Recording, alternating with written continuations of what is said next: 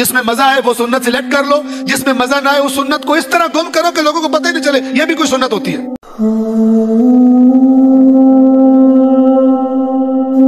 تو اگر یہ دو حسین، کم سے کم دو حسین آپ کے سامنے رکھے جائیں، یہ بھی تو دو سے بھی زیادہ ہیں، جیسے اسلام کئی بنا دیے اسی طرح رسول اللہ بھی کئی ہیں، حقیقت میں ایک ہی ہے، لیکن ذہنوں میں ایک ذہن میں رسول اللہ ایک طرح کے، ایک ذہن میں رسول پاک ایک طرح کی۔ ایک ذہن میں رسول اللہ کون ہے کہ جنہوں نے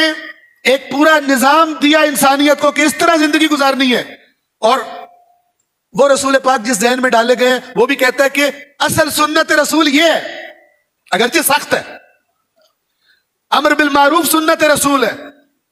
اگرچہ سخت ہے۔ دوسرے کے ذہن میں کون سے رسول پاک ڈالے گئے ہیں؟ جو کدو بڑے شوق سے کھاتے تھے اور یہ کدو کھا کے سمجھتا ہے میں نے سنت رسول پہ عمل کر دیا، تو جس کو کدو سے ثواب مل رہا ہو وہ ایسے ہی جا کے کسی سے پھڈا لے گا، جھگڑا کرے گا، وہ کہے گا یہ والی سنت ٹھیک ہے۔ وہ کوئی جٹ تھا تو اس کو جو کام کہتے تھے نماز پڑھ سنت رسول ہے اس کا دل نہیں کرتا تھا، روزہ رکھ سنت رسول، کہتا تھا میں تو بھوکا نہیں رہ سکتا۔ آخر کار ایک دن جب شادی ہوئی کہا گیا یہ بھی سنت رسول ہے، کر کے کہتا ہے یہ ایک ہی سنت ٹھیک ہے، باقی سنتوں میں تو محنت مشقت کرنی پڑتی ہے، یہ سنت صحیح ہے۔ جس میں مزہ ہے وہ سنت سلیکٹ کر لو، جس میں مزہ نہ ہے اس سنت کو اس طرح گم کرو کہ لوگوں کو پتہ ہی نہیں چلے یہ بھی کوئی سنت ہوتی ہے۔ اس طرح قومیں اپنے الہی رہبروں کے بعد اپنے مزاج کے مطابق سیٹنگز چینج کر لیتے ہیں، اور پھر اپنی بنائی ہوئی سیٹنگز کے مطابق اس شخصیت کے ساتھ ایک رابطہ رکھتے ہیں۔